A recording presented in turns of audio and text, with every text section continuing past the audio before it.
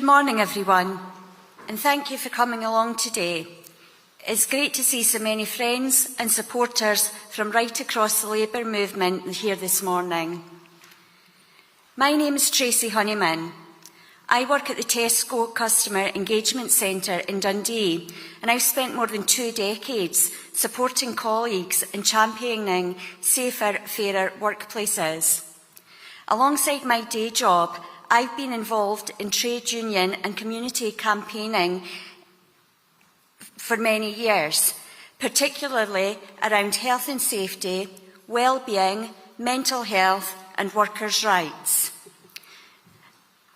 I also hold an executive seat within my local CLP, and am passionate about giving ordinary people a voice. Like Michael, I believe politics should be about people, communities and creating opportunities for everyone, regardless of their backgrounds. We share a belief in fairness, equality, social justice, and the idea that government should work for people and their families. That's why I'm happy to be here today, personally supporting Michael in his election to become the next leader of the Scottish Labour Party. Family is at the heart of everything that I do. I'm a proud mother and wife, and next February, our family will be welcoming our very first grandchild. Now, like many parents and grandparents, I want future generations to grow up in a society that's fairer, kinder, and full of opportunity. That's why the values that bring us together in the Labour movement matter so much to me. I'm speaking in a personal capacity as someone who cares deeply about our communities and the future of our city and Scotland. That's why it's a real pleasure for me to be standing here today, introducing someone whose values closely reflect my own. I've always found Michael to be approachable, genuine, and willing to listen. A while back, I met with him to discuss the abuse that call centre workers face every day. Now, as someone who's worked in that environment for more than 25 years, it's an issue that I care deeply about. Now, what impressed me was that Michael didn't just listen and move on. He took the issue seriously. He asked questions and wanted to understand people's experiences and look at what could actually be done to help. And that meant a lot to me. I remember him saying that we should use every option available to protect workers and make real progress in ensuring people feel safe and respected at work. I came away from that meeting feeling heard. And if any of you have ever campaigned for change, you'll know how important that is. Politics are at their best when they're about people, values and building a better future. Now, Michael understands the importance of bringing people together, to listening to different viewpoints and to making sure that everyone has a voice. And that's why I've chosen to support him. But of course, it isn't just me standing with Michael in this campaign. He has the backing of the largest number of MSPs in the Scottish Parliamentary Labour Party, the support of 65% of Scottish Labour MPs, and the endorsement of most trade unions, affiliates and constituency Labour parties. Now, these are the people who make up our movement. These are the people who know Michael and have worked alongside him to deliver change for the people of Scotland. Whether that's fighting the Al Jamal inquiry, helping secure life-changing surgery for the 142 women failed by the NHS, standing up for jobs in Dundee, or securing parliamentary agreement for the immediate talks on reforming council tax, Michael has a record of delivery that demonstrates how Scottish Labour can act now for the people of Scotland. His campaign has attracted such strong support from across our movement. Michael is rooted in Labour values. Michael's committed to bringing people together, and he has the ability to unite our party so that we can change Scotland for the better. Michael also brings extensive experience from outside politics that has shaped those values. From working from Oxfam, tackling poverty at home and abroad, to founding a child poverty charity and spending a decade working in higher education. I believe he has the vision, values and leadership needed for the challenges ahead, and I'm looking forward to hearing him set out his case this morning. Can you please all join me in giving a very warm Dundee and Glasgow welcome to the next leader of the Scottish Labour Party, Michael Marra.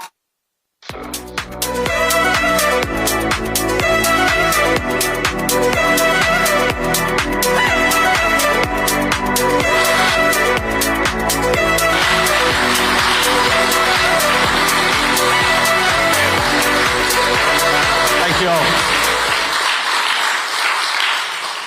Thank you so much. Thank you for being here today. Thank you to you, Tracy, for coming through today to Glasgow.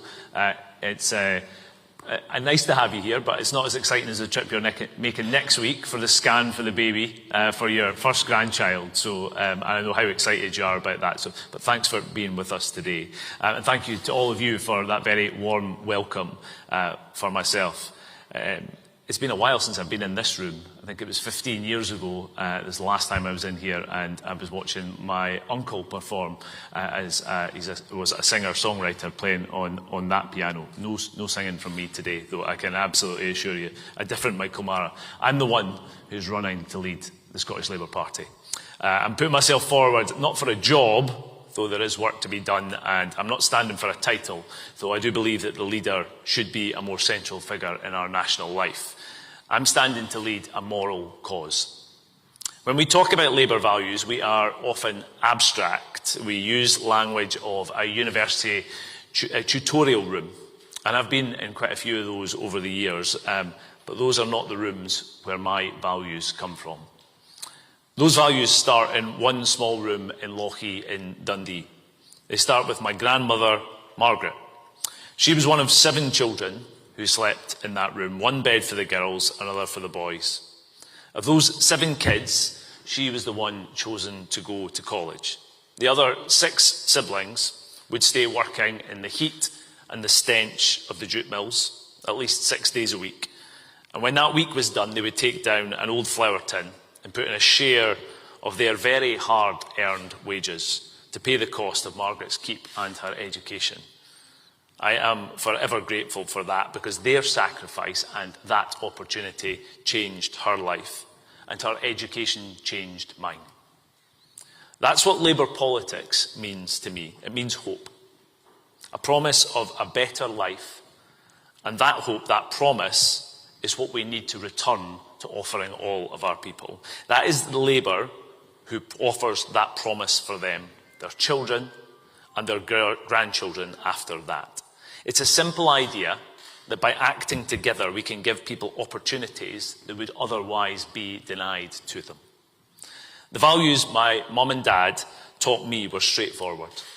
Dream big, work hard, play by the rules, but never pass by on the other side when someone needs your help.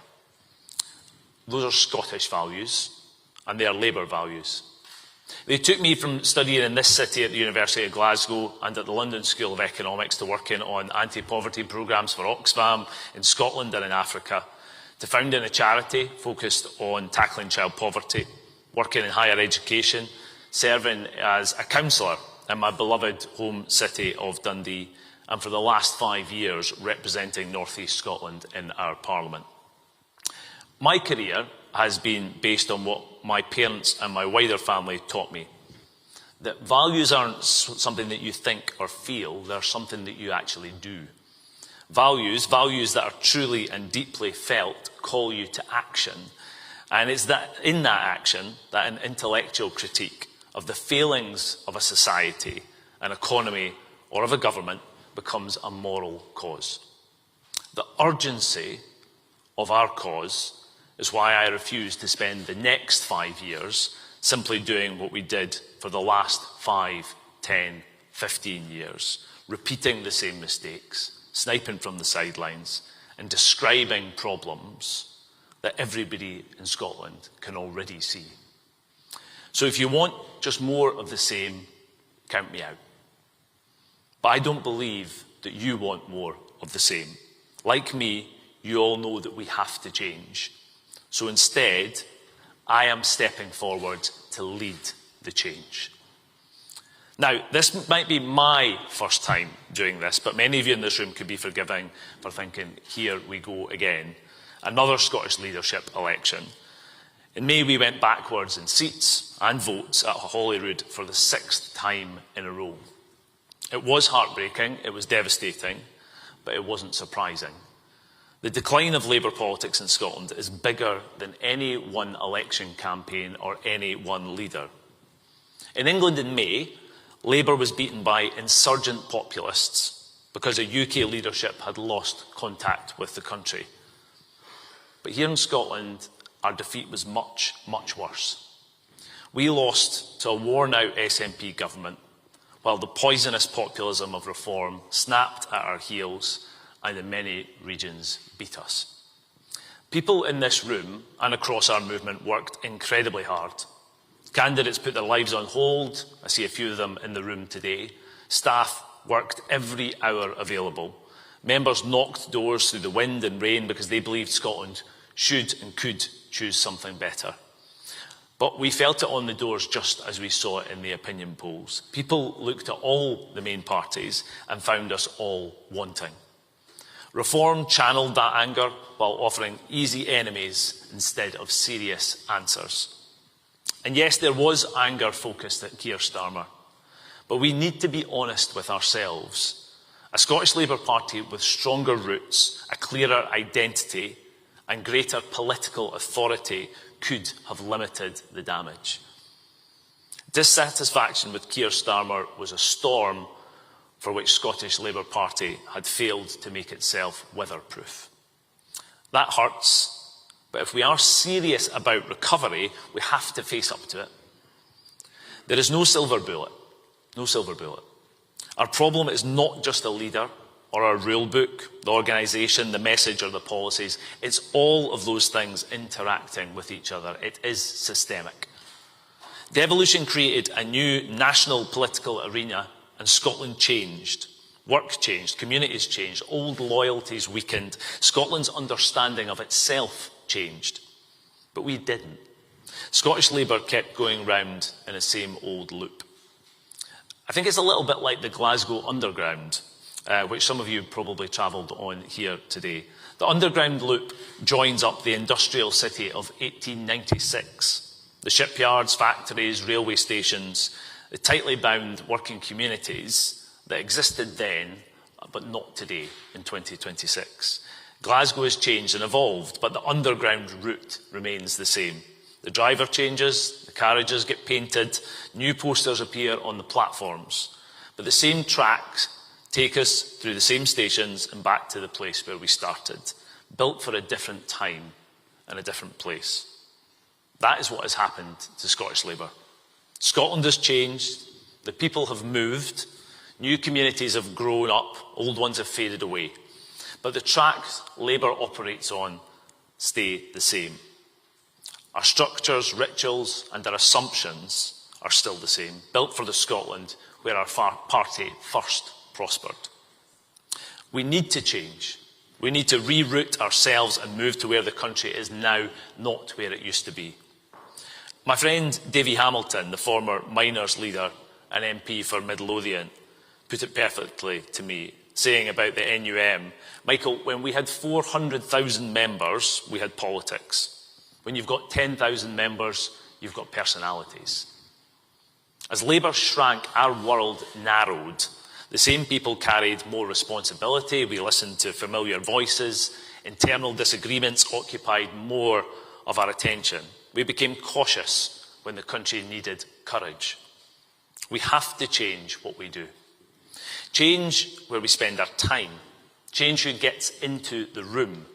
Change whose knowledge counts. Change how decisions are made. Change whether people ever hear from us after we have asked them their views. Different actions create different relationships. Different relationships create a different culture, and a different culture can produce different results. Every candidate in every one of the last 8 leadership elections talks about listening, reconnecting people and place. And they've all been right. But evidence shows it's much easier to say than it is to do. Our anger at what the SNP has done to this country is genuine, but to the citizens of our country, it's appeared that we were more angry that the SNP took our jobs than we were at the pain they had to bear as a result of the SNP's failures. Our politics has to start and it has to finish with people. Rather than reaching simply for the political attack line, we should be convening all those who have been failed, building movements and alliances, forcing the change that the SNP's lethargy holds back. Under my leadership, Scottish Labour will practice politics with the doors open. We will make a new commitment to the people of Scotland. You tell us what matters in your lives and communities. We will listen, involve you, and turn what we hear into action and report honestly on what we have delivered. We will start straight away. In the first months of my leadership, I'll begin to take Labour into every Scottish parliamentary region. We will hold open assemblies that bring together local people, workers, community organisations, businesses and public servants. We will all ask what matters in their lives and places. Then we will do something too rare in politics. We will publish what Scotland told us. Select issues raised by citizens for formal parliamentary action and report honestly on what we achieve. We will create a public record, heard, acted on, delivered, an honest explanation of what stopped us, if anything has. Our councillors will be central to that work. They're not simply the people who administer local government or mobilise at election time. They are Labour's community champions, rooted in their places, spotting problems early and joining local knowledge to national action. And I look with genuine excitement at the new Scottish Labour group in Holyrood. I want to lead that group of people. They are people who have led organisations, served communities, taught children, defended workers, built businesses and campaigned for justice. They bring new energy to come alongside hard-won parliamentary experience. I know the Parliament, its procedures and its people, but more importantly, I know how to use it to make change happen. I've spent 5 years turning campaigning pressure into practical results, fighting for the LGML inquiry, securing life-changing surgery for women, failed by the NHS, acting on the crisis at the University of Dundee, helping people gain access to their pensions, protecting jobs and expanding opportunities for children. Experience matters because Scotland cannot afford an opposition that has to learn from scratch. The SNP has created a financial black hole, and the next 5 years are going to be tough for hard-working people as John Swinney tries to sort out the mess that he has made. Our members and trade union colleagues are rightly worried that hard-working Scots are going to pay the price for 2 decades of SNP mismanagement. The next leader must be ready from the first morning to unite a diverse team to rise to the challenge of holding that government to account, but turning ideas into results. And that requires unity. With our MSPs, our Labour MPs and our councillors across Scotland, the ingredients are already there to rebuild our party across Scotland. We must join ourselves up and work as one Scottish Labour team. Westminster, Holyrood, local government, our trade union colleagues, rooted in every community and focused on the same national purpose. Our strength will come from making room for every part of our movement and bringing all of our talents to the same task. We need never think alike on everything. We need never think alike on everything. but we can act as one team, debating honestly, ending anonymous briefings and making our politics about the country's future rather than the party's personalities. Because our party has shrunk, so too has our politics. We have become small when the challenges we face demand that we be big. Climate change, demographic change, technological change, all will inevitably upend our society, and to all three the Scottish Government is woefully blind. And even in the short run, potentially £5 billion worth of SNP cuts by 2030, a legal target for child poverty set to be missed by a mile, public services creaking with demand, good industrial jobs sent abroad as good Scottish workers are sent to the dole queue, a crisis of youth unemployment, economic growth lagging behind the cost of living that is hitting everyone in their pocket. We cannot wait until 2031 while we change our culture and our own politics, hoping that finally people will be willing to give us a chance then. We have to show what we mean through our actions. We can't just say the SNP is getting it wrong. We need to show where we will get it right. So over this campaign, I've set out some ideas of how that could work. I want to make education a central part of our national political debate again, and look at how we make the entirety of the system fit for our children's tomorrows. I'm proposing a cross-party commission, like the 2014 Smith Commission, to develop and enact a set of proposals that Parliament can pass to halve child poverty by 2030. We can't wait until 2031 to deliver change. Those kids can't wait until 2031 for us to deliver change. So here's another idea. We have a national public health crisis in alcohol and drugs. That impact has been especially profound in my home city of Dundee and in this city of Glasgow. And we've all seen the headlines of recent weeks and the TV coverage that only reflect what I think is bewilderment of communities who watch daily chaos and decline. And we know that Scotland's record is among the worst in the developed world. Urgent additional resource into the system is needed. It won't fix the problem completely, but it will help. 8 years ago, minimum unit pricing came into effect in Scotland. The policy has meant a windfall of tens of millions of pounds in extra revenue a year for supermarkets in Scotland. I'm proposing we claw that money back and spend it on alcohol and treatment services. Even a Conservative estimate suggests that could mean an additional £50 million a year. Almost £250 million across this parliamentary term invested in drugs and alcohol services funded by big business over the course of this Parliament. If the SNP bring those proposals forward, the Scottish Labour Party I lead will support it. Now, Donald Dewar described the Scottish Parliament as not a means to an end, but a means to a greater end. Those greater ends were social justice, the eradication of poverty in our society, good work, good housing, good public services, the good life for working people, not struggling for a holiday once a year or a pint once a week. An economy where everyone has a fair chance in life, which redistributes power, wealth and opportunity. That means asking the wealthiest and the big corporations to pay their fair share.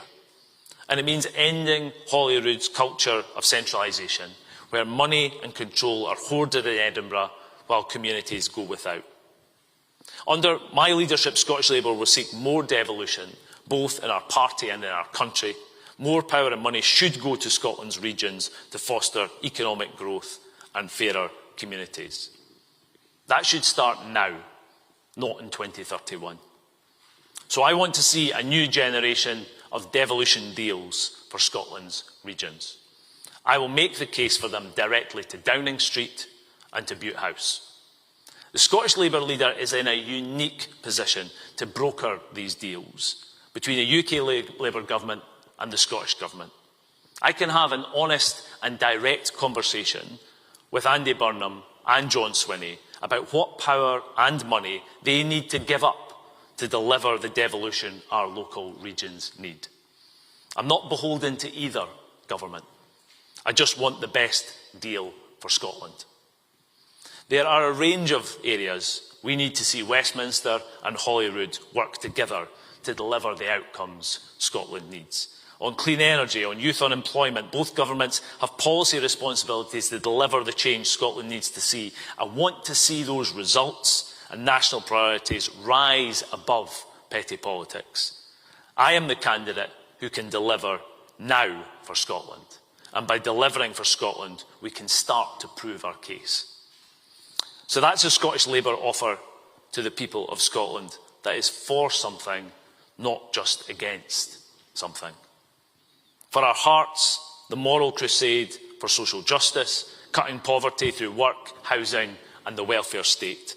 For our heads, the best deal for a stronger Scotland in a changing UK. I know our party. I know its strengths, and I understand the frustration that exists within it. I believe I can bring it together, not around me, but around the task that is in front of us. I'm honoured to have the support of the most MPs, MSPs, CLPs and affiliates, as well as the NUM, ASLEF and community from our trade unions. But whoever you nominated, whatever your brand or stripe, there is a place for all Labour people in a party of which I am the leader. Because I don't believe that leadership in reality is ever a job for one person. It's for all of us. It's about giving people confidence in the direction we are travelling and bringing the whole movement with you. I am offering the skills, the experience and the character to lead us on the road to recovery with seriousness, unity and with hope. I'm standing because I believe that Scottish Labour can, once again, be the great force for change in this country, rooted in every place, confident in our values and capable of earning Scotland's trust. I'm not standing to manage decline or simply to describe Scotland's problems. I'm standing to change our party so that together we can change our country. If generations of a family can be changed by the love and sacrifice of brothers and sisters in one small room in Dundee, the determination in this room can change the course of a movement replete with talents, courage and strong, strong hearts. We can renew our party, rediscover our moral purpose and build a better, more equal nation that we can leave as a legacy for our children. That's why I'm running to be the next leader of the Scottish Labour Party. Thank you.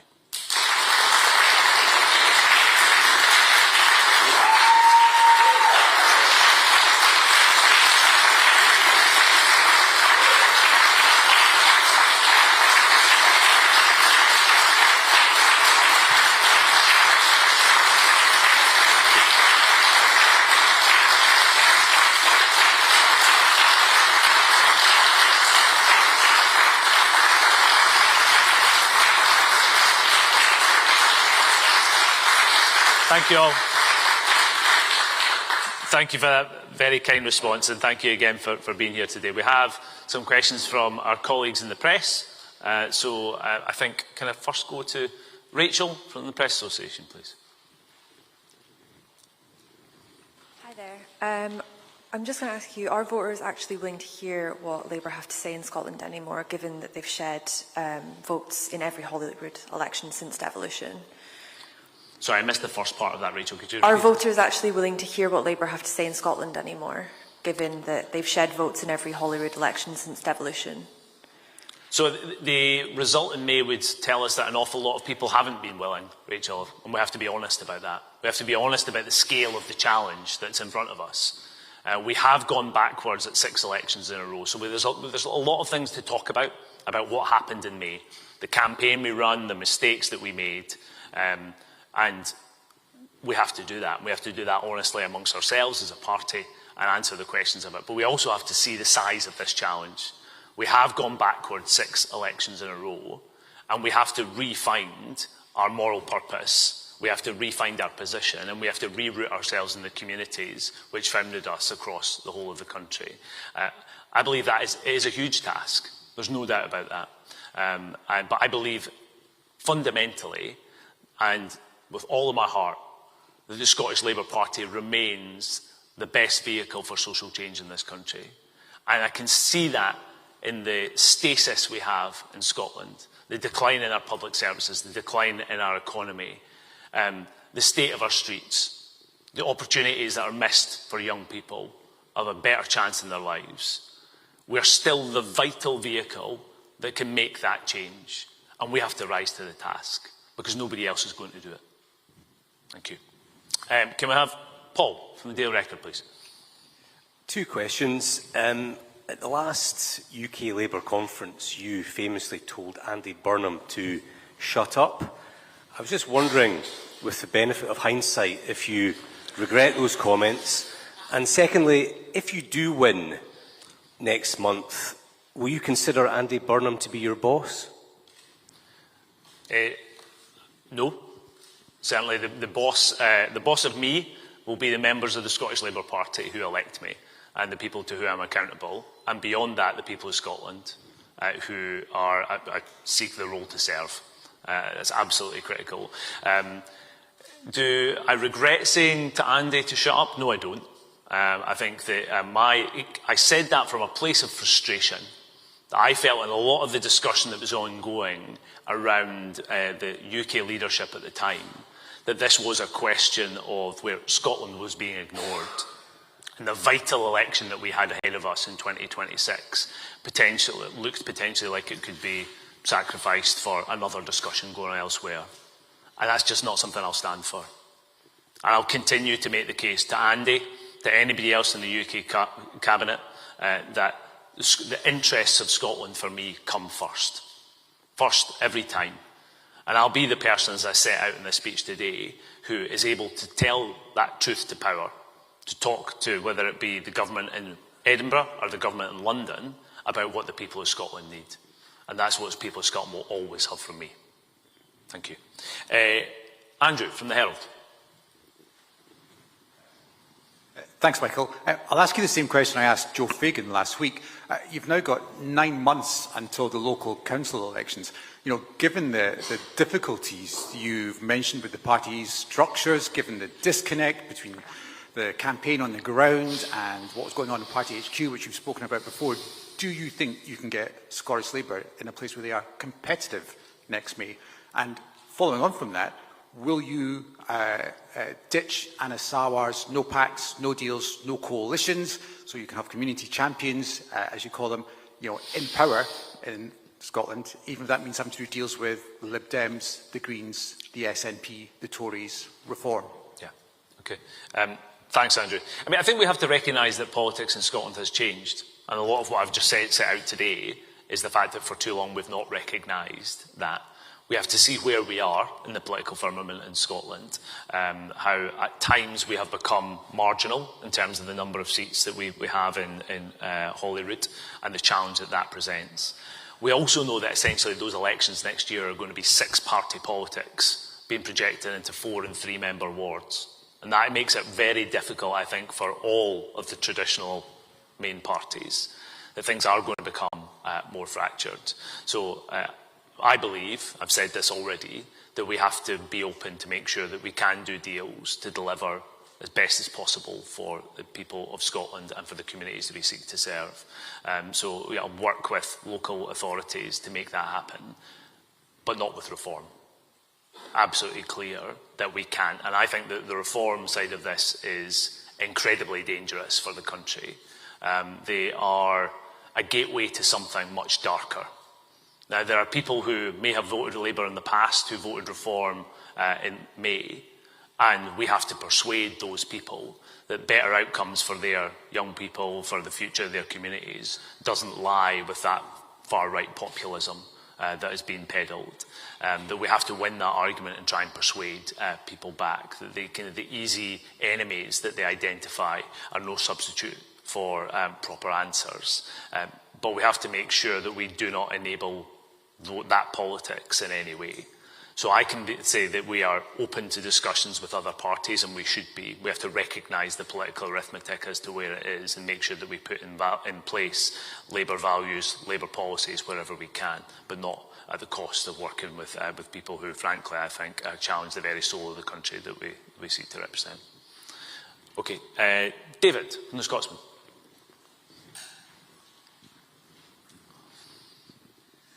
Thanks, Michael. Just on your devolution plans, can I ask what specific powers you'd like to see devolve from Westminster to the regions, and whether that is directly to councils, or you would like to see local government reorganised to better use those powers? And secondly, do you think that's going to be enough to combat the independence vote? We've seen repeatedly Labour take a hard line on independence, and it's not been effective at the ballot box. What were you going to do differently that your many predecessors have tried and failed?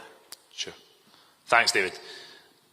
I think there's lots of things that could be devolved locally where powers can work. Let me give you an example. I think issues around skills and employability are ripe for change. It's actually what happens in other parts of Europe, where instead of having national priorities about the number of the areas of skills, that in parts, whether it be in Switzerland or Germany, they set regional approaches where they understand what the shape of the economy they want to build is, and they build growth through having the proper partnership between skills and investment.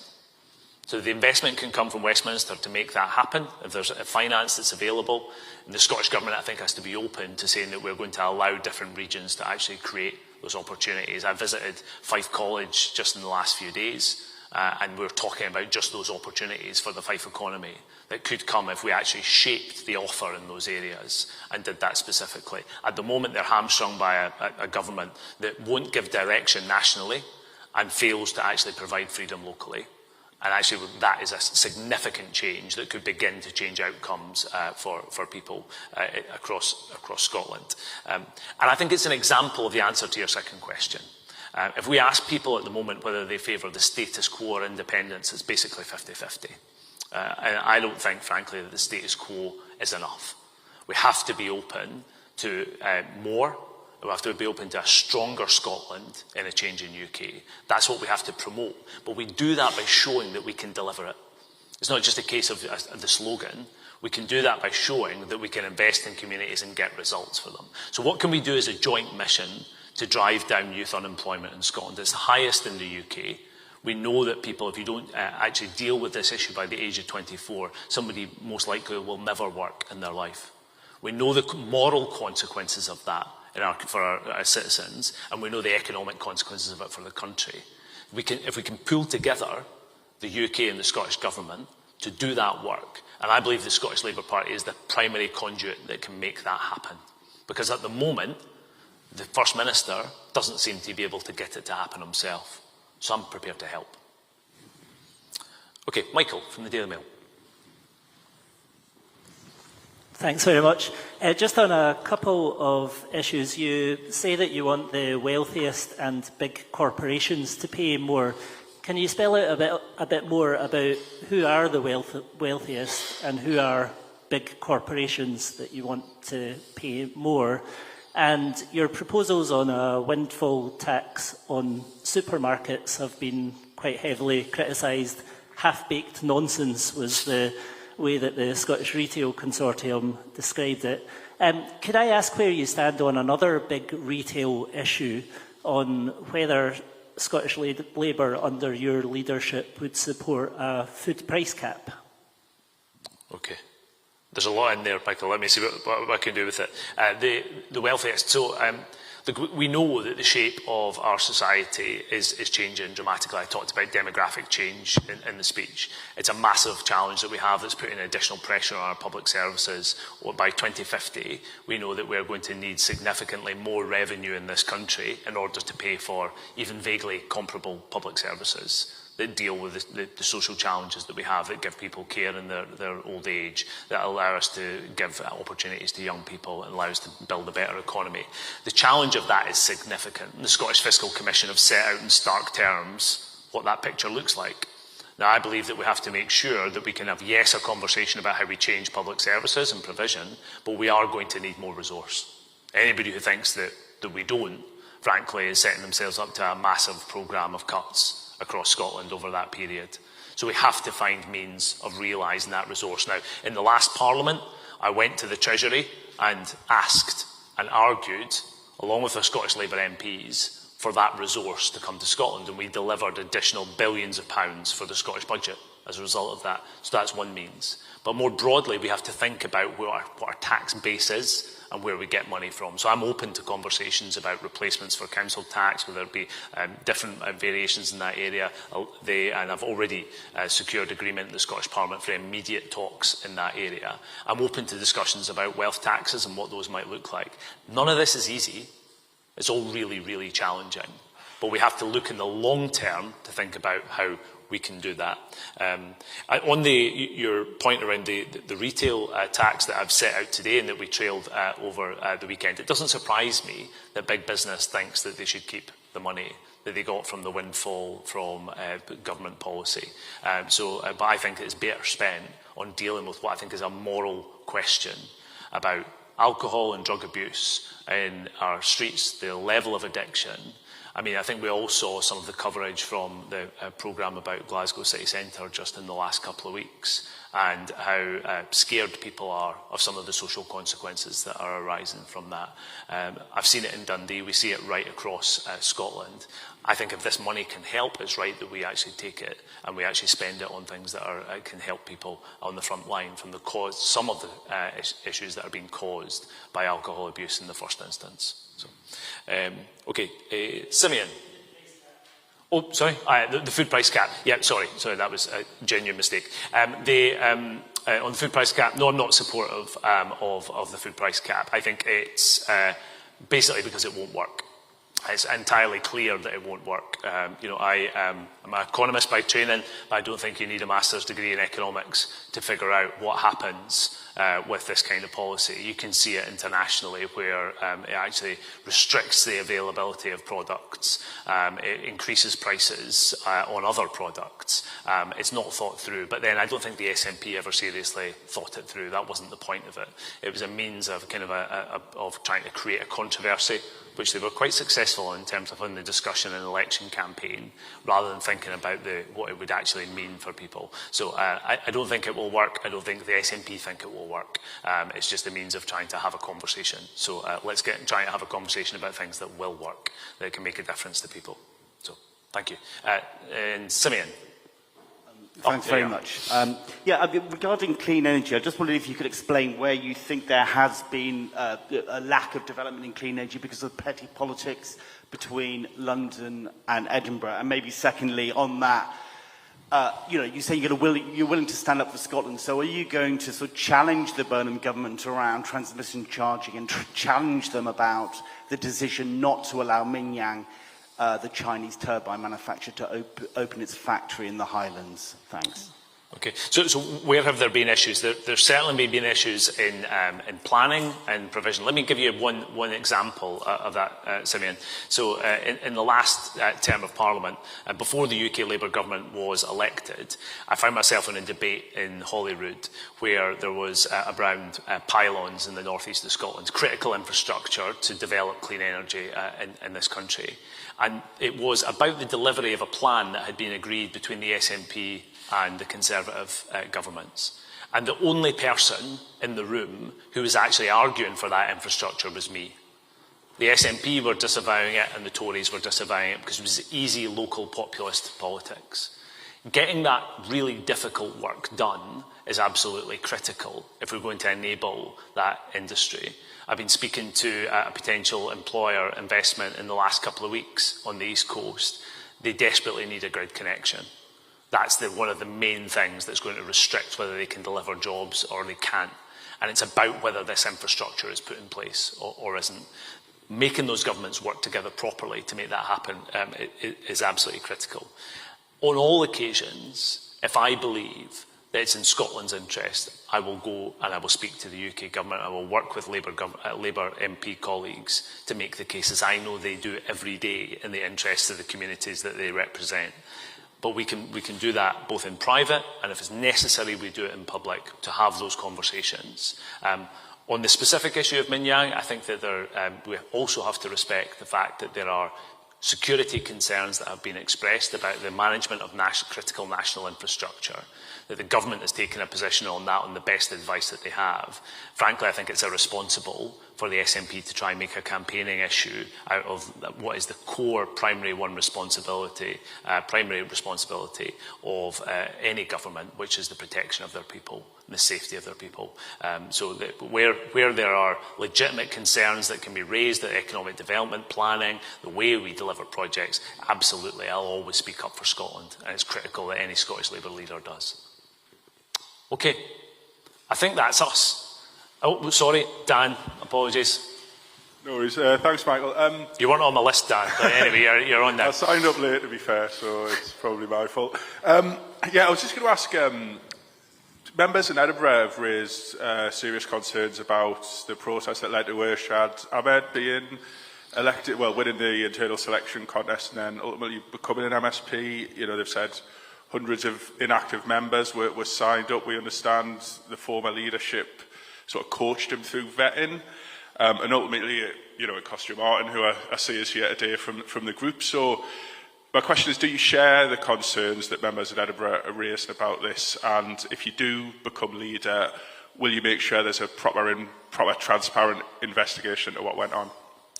So I've seen the media reports on those concerns that have been raised by members. I don't want to comment on them in depth, Dan, because they include issues around party staff, and that's completely inappropriate for me to be talking about those things on a stage like this. So I'll set that part to the side at the moment. Clearly, if concerns have been raised by members, they have to be addressed by the party, looked in detail, and I'm sure there'll be a very thorough response that comes to that. Okay, I've not missed anybody else, have I? Okay. There's a man here. Yes. Yeah, why one here? So, my name is Alan. I'm standing here today because of my brother. So, I'm good morning to everyone. And your company amplifies the labour law purpose for our child. And it's just mentioned regarding the culture of cover-ups about the NHS. And then we're seeing that exactly systematically with cover-up rights here in Glasgow social work under the SNP's government. And yet, right here in Glasgow, 15 years old domestic abuse victim sought protection, a case where the criminal, my mom, was found guilty in the Glasgow Circuit Court just days ago. And then the Glasgow City Council social work systematically dismissed the child complaints and refused to examine the objective audio evidence and recognize their unacceptable action policy against this family and kinship, which is me. And then while I'm deeply grateful to my MP, John Brady, and my previous MP, Martin Rose, and Dr. Zuber is here today and has been or used to actively support our casework. I'm sure that we are not the only victim in Scotland. As my friend who is a PhD has used to face this kind of systematic failure before. If you become a leader, how will you restore the credibility to this open system? And will you commit to establish and truly independent oversight from you, so that the local organization cannot no longer cover the child safeguarding failures? Thanks for the question, Alan. I appreciate you raising the issue. I don't know the particulars of the case, but let me speak in slightly more general terms. I know that in this country, in Scotland, there is a culture of secrecy and cover-up around public service failures. I know that partly because we've heard from senior figures in the NHS just in recent days, the retiring head of the GP Association in Scotland telling us exactly that. But I also know it from my own experience from campaigning for the LGML inquiry, for the way that victims of a rogue surgeon were treated in NHS Tayside. And I think that we know it from the work at the Queen Elizabeth Hospital that our former leader, Anna Sarwar, did around Millie's Law. I'd say that in the last couple of days I was listening to a podcast of around Andy Burnham's response to Hillsborough and the underlying issue in that about the way that the state treats citizens and the way that people with great injustice can be ignored and when they are seeking to have their voices heard. and it's absolutely critical that happens. I think it's endemic in Scottish society at the moment, and it's a huge priority, I think, for our public institutions to do something about it. So thank you. Thank you all for coming today. It's hugely appreciated. Thank you.